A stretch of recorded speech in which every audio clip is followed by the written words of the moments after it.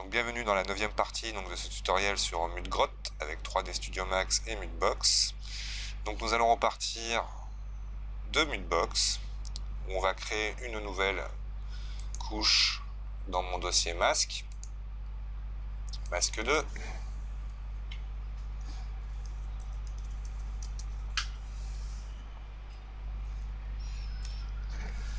Et donc pareil, donc là tout à l'heure on va commencer à peindre donc les zones en blanc où on voudra avoir par exemple des graviers.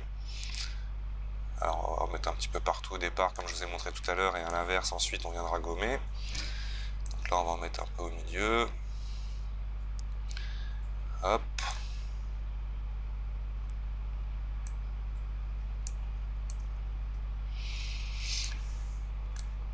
On peut en mettre un peu plus là-bas. On évite d'en mettre donc sur les plans trop inclinés.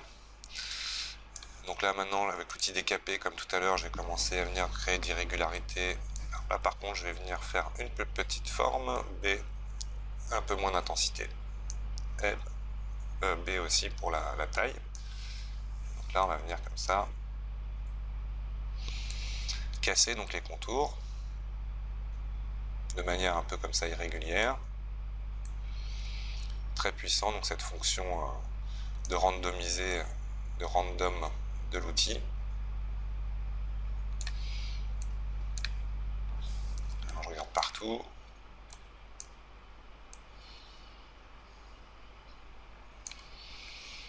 On va éviter d'en mettre trop sur les plans inclinés comme je disais.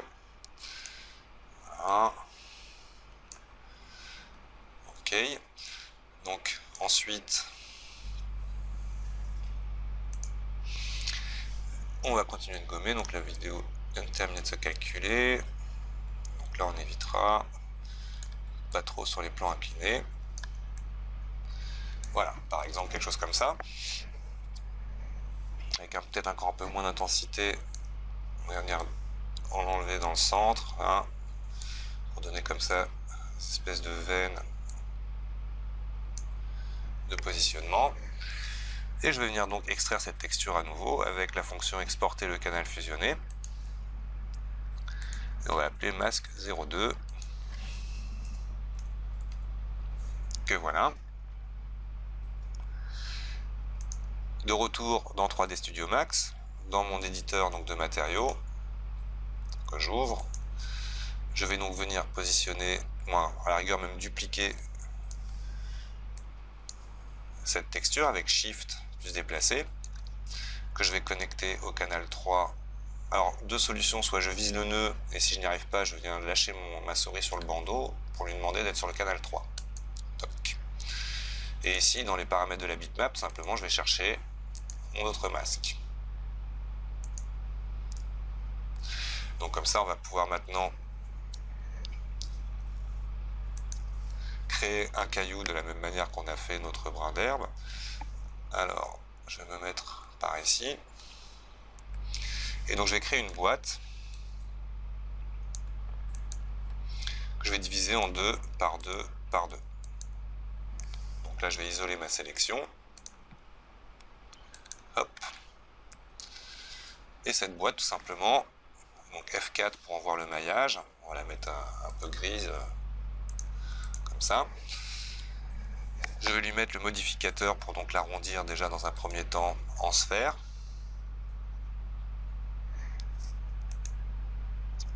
Ça on pourra jouer plus ou moins avec ce paramètre.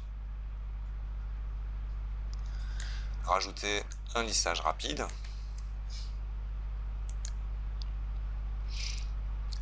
Par-dessus mon lissage rapide, je vais rajouter un FFD qui me permettra donc de jouer sur le maillage plus dense avec quelques points de contrôle.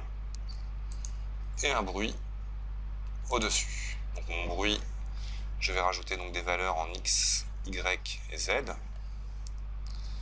Alors là, on va pouvoir changer l'échelle de mon bruit. Alors peut-être que je vais mettre un peu moins fort pour le moment, aux alentours de 10 par rapport à l'échelle de ma scène. Donc ce sera par rapport à votre échelle à vous, de la boîte que vous avez faite. Et là, en baissant mon échelle, voilà. Alors là, on voit que mon bruit est vraiment encore trop gros. Voilà. Quelque chose comme ça. Donc une fois de plus, je vais dupliquer quelques fois ce modèle, par exemple 4 fois, et donc venir jouer déjà sur les fonctions valeur de départ du bruit, qui va comme ça me permettre d'avoir à chaque pierre un bruit différent.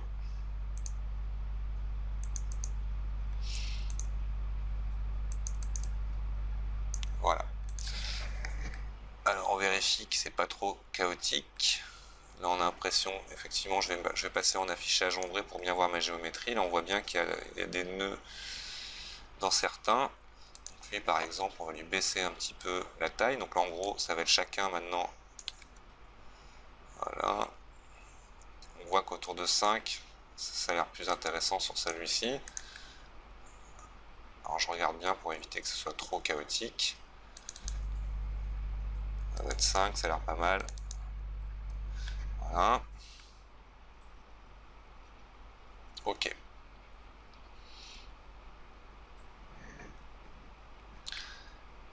Voilà, voilà, donc là c'est bon.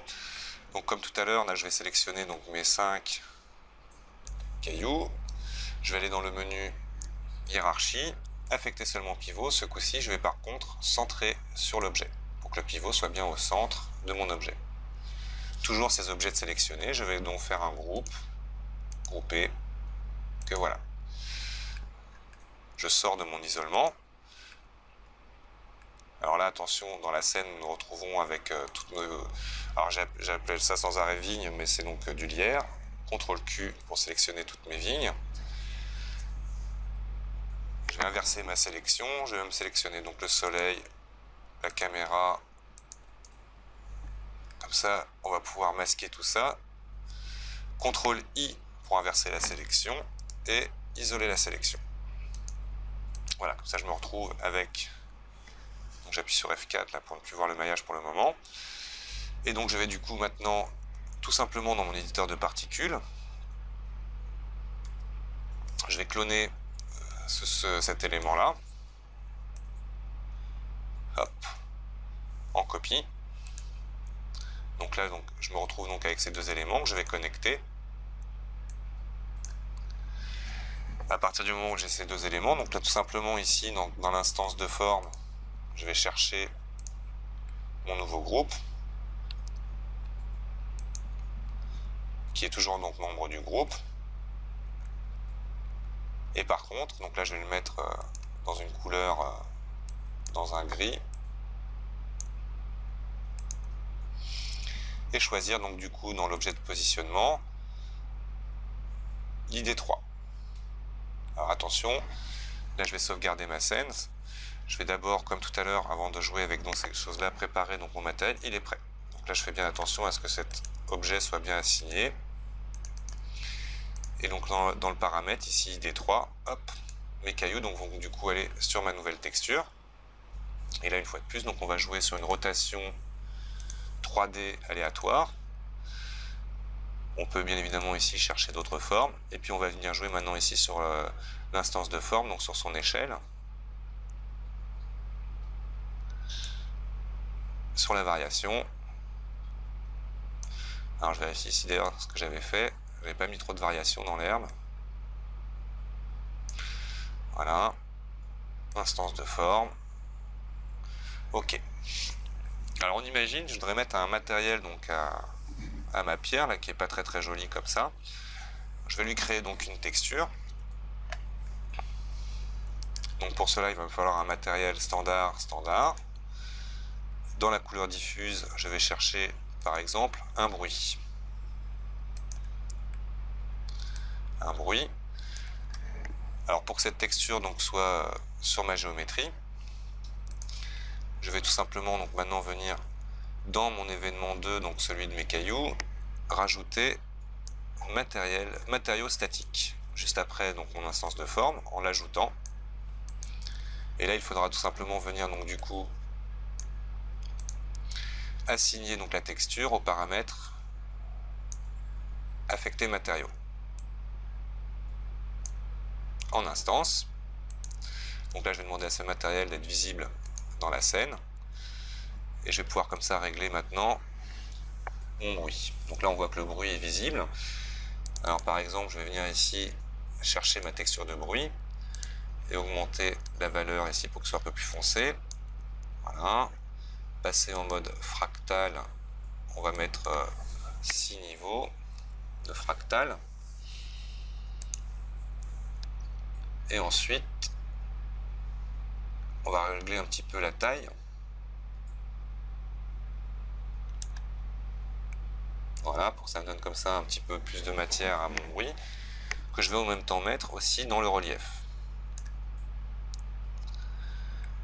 Ok, donc voici, donc ça y est, la texture donc assignée à ma géométrie.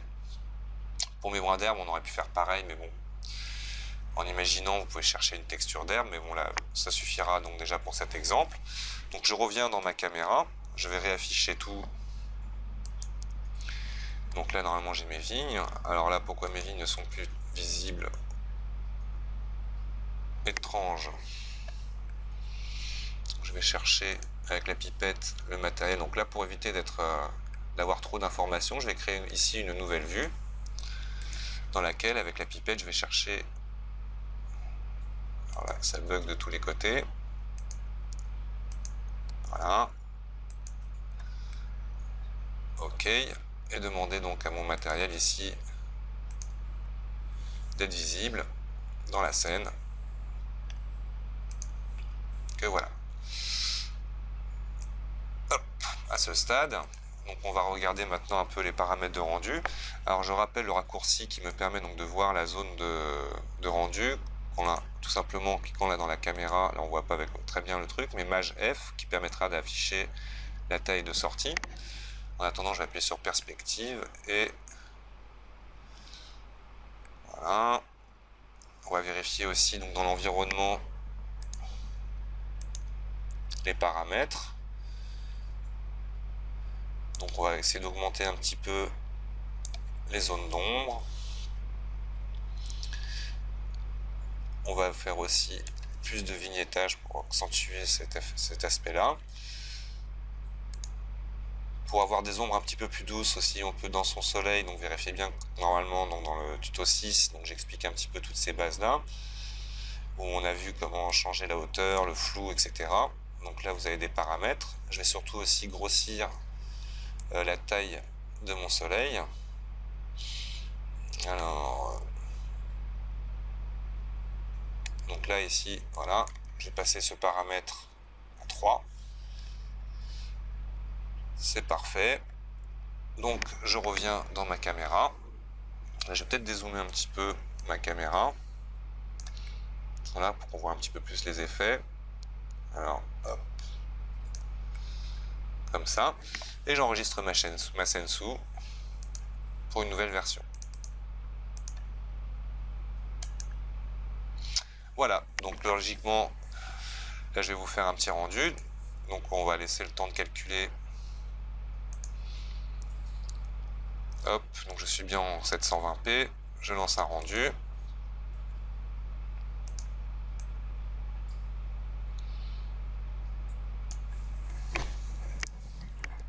Alors, est-ce qu'il est lancé?